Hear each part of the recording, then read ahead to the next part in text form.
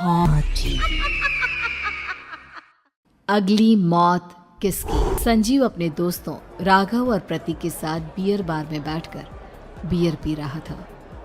संजीव आज बहुत खुश लग रहा था। अरे यार, आज की पार्टी में तो मजा आ गया। तुम दोनों दोस्तों के साथ तो मेरी जिंदगी इतनी अच्छी है कि क्या बताऊं कितनी अच्छी है। अरे भाई, अब दोस्ती की है तो जीना मरना सब साथ में। हाँ अरे अरे यार सुनो, जल्दी से एक बियर और ऑर्डर करते हैं ना, एक आखिरी, और उसके बाद ये जश्न यहीं खत्म हो जाएगा। अरे हाँ हाँ, क्यों नहीं। वेटर, जल्दी से 2 बियर की बोतल लेकर आओ। आज मेरे दोस्तों को जश्न मनाना है, क्यों? इतने में वहां पर एक बहुत सुंदर लड़की छोटे छोटे कपड़े पहनकर हाथ में बियर की बोतल लेकर उसके पास आती है। ये लीजिए, आपने बियर ऑर्डर की थी ना, मैं लेकर आ गई। क्या बात है यार, इस बार की वेटर तो बड़ी सुंदर है। अब बियर लेकर आई हो तो अपने हाथों से ही पिला दो ना। हाँ हाँ, क्यों नहीं, जैसा आप बोलोगे मैं वैसा ही करूँगी। क्या बात है यार, अब तो लगता है रोज यहीं आना पड़ेगा। उसके बाद वो लड़की उन तीनों को बियर सर्व कर देती है। पार्टी करने के बाद वो तीनों अपने अपने घर जाते हैं। प्रतीक, संजीव और राघव को उनके घर छोड़कर जैसे ही अकेला अपनी कार में आकर बैठता है तो अचानक उसे एहसास होता है जैसे उसकी कार की पीछे वाली सीट पर कोई बैठा हुआ है। वो तुरंत पीछे मुड़कर देखता है। तुम यहाँ क्या कर रही हो? और तुम मेरी कार में कब आई?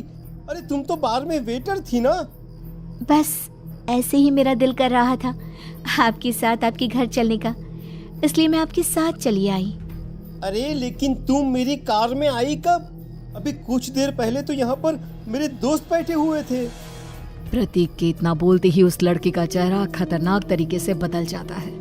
उसकी आंखें पत्थर की तरह सफेद और पूरे शरीर पर नीली नीली नसें उभर आती है।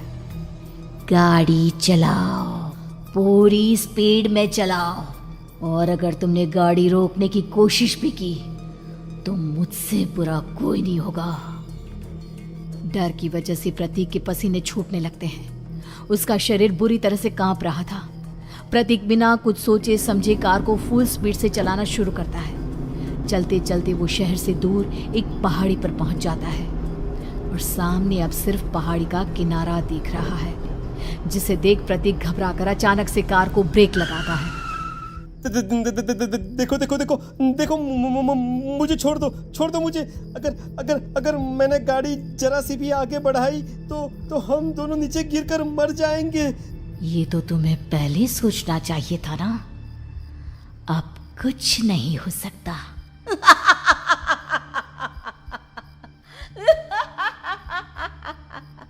छोड़ दो मुझे। नहीं प्लीज मुझे छोड़ दो। प्लीज मुझे जाने दो। छोड़ दो मुझे। गाड़ी आगे बढ़ाओ। और तभी अचानक से बिना प्रतीक के स्टार्ट किए उनकी कार आगे बढ़ती है और गहरी खाई में गिर जाती है। उसके चीखने की आवाजें चारों तरफ सुनाई देती है।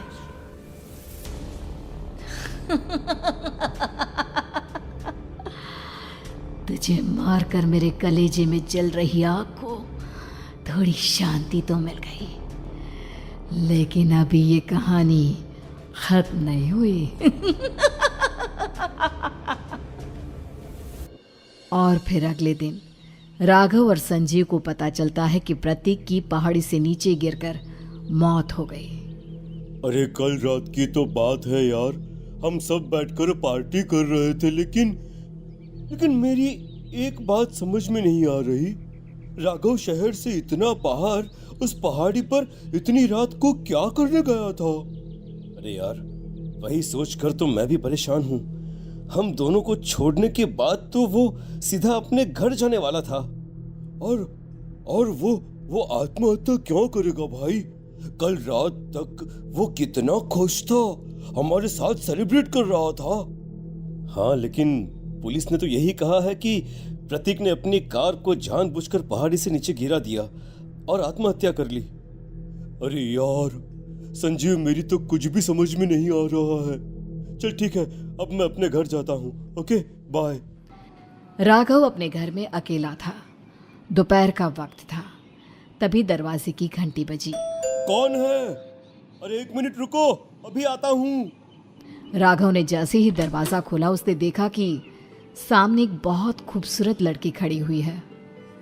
कौन है आप और यहाँ किससे मिलने आई हैं? देखिए ना, बाहर बारिश शुरू हो गई थी, मेरी गाड़ी खराब हो गई है। आपका घर नजर आया तो सोचा कुछ हेल्प ले लेती हूँ। क्यों नहीं, आइए ना, आइए आइए।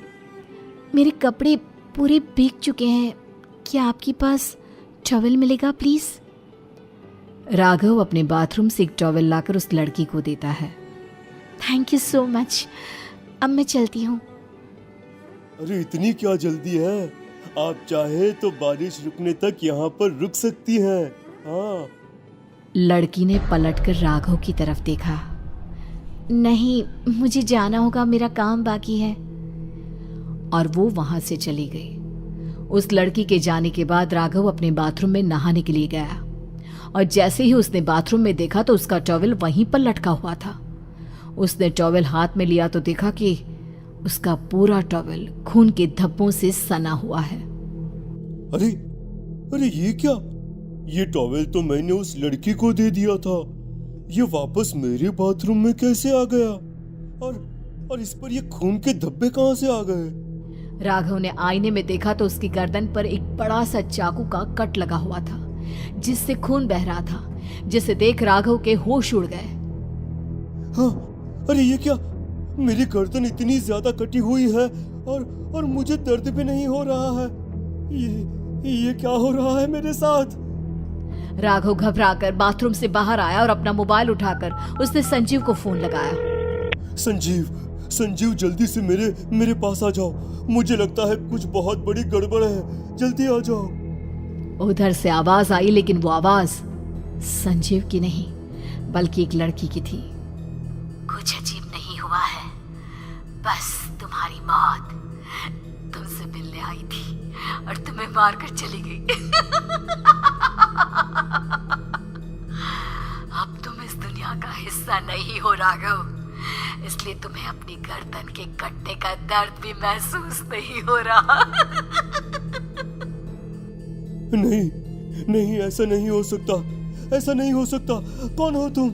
तुम्हारी मौत।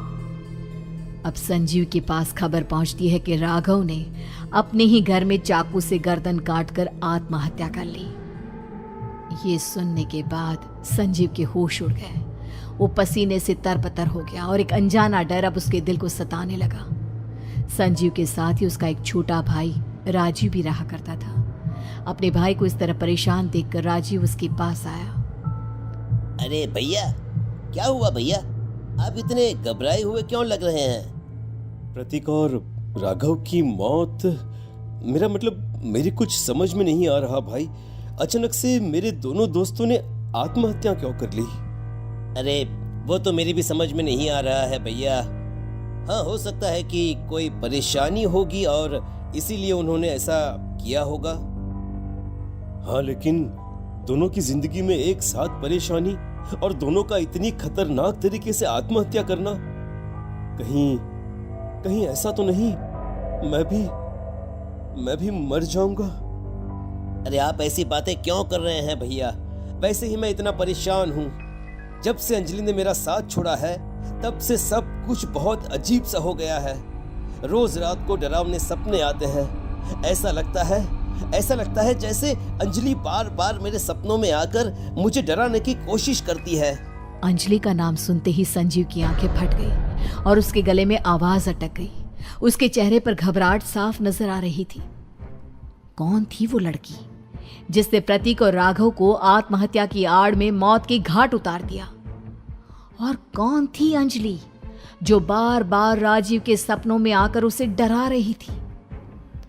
अंजलि का नाम सुनकर संजीव इतना घबरा क्यों गया?